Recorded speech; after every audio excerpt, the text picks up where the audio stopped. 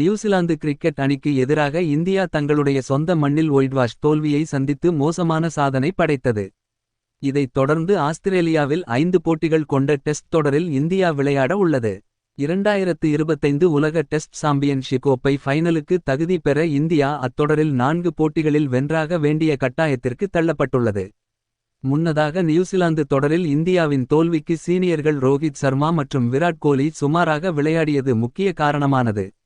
அதனால் ஆஸ்திரேலியாவில் நடைபெறும் தொடரில் அவர்கள் சிறப்பாக விளையாட வேண்டிய கட்டாயத்திற்கு தள்ளப்பட்டுள்ளார்கள்.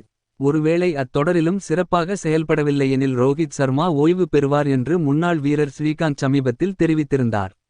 கவாஸ்கர் கருத்து: இந்நிலையில் ஆஸ்திரேலிய தொடரில் அசத்தாவிட்டால் அதுவே விராட் கோலி, ரோஹித் சர்மாவுக்கு கடைசி டெஸ்ட் தொடராக இருக்கும் என்று சுனில் கவாஸ்கர் தெரிவித்துள்ளார்.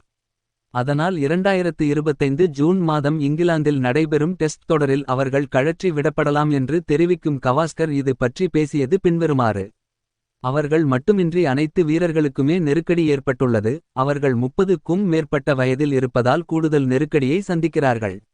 நவீன கிரிக்கெட்டில் நீங்கள் எவ்வளவு அதிகமாக விளையாடுகிறீர்களோ அவ்வளவு அதிகமாக சிறப்பாக செயல்பட வேண்டும் என்று நான் சொல்வேன். ரோஹித், விராட் கோலி மீது தற்போது அழுத்தம் ஏற்பட்டுள்ளதை புரிந்து கொள்ள முடிகிறது. அரிதாக அவர்கள் இருவரும் சொந்த மண்ணில் நடைபெற்ற ஒரு தொடரில் ரன்கள் அடிக்கவில்லை. இந்த நேரத்தில் பெங்களூருவில் 2வது இன்னிங்ஸில் விராட் கோலி 70 ரன்கள் அடித்தார் என்பதை மறக்க வேண்டாம். அந்த 2 நட்சத்திரங்களும் இத்தொடரில் அரிதாக வெற்றியில் பங்காற்ற முடியாமல் போனார்கள். ஆனால் இது போன்ற மோசமான காலங்கள் அனைவருக்குமே வரும். அதிலிருந்து நீங்கள் எப்படி மீண்டு வருகிறீர்கள் என்பதே ஒரு விளையாட்டு வீரராக உங்களுடைய குணத்தைப் பற்றியதாகும். அடுத்ததாக ஆஸ்திரேலியாவில் நாம் பார்க்க இருப்பது சுவாரஸ்யமாக இருக்கும். இந்திய அணியின் வருங்காலம் ஆஸ்திரேலியாவில் தீர்மானிக்கப்படுவதை நாம் தொடர்ந்து சிறப்பாக விளையாட வேண்டும் என்பதே பலரது விருப்பமாக இருக்கிறது.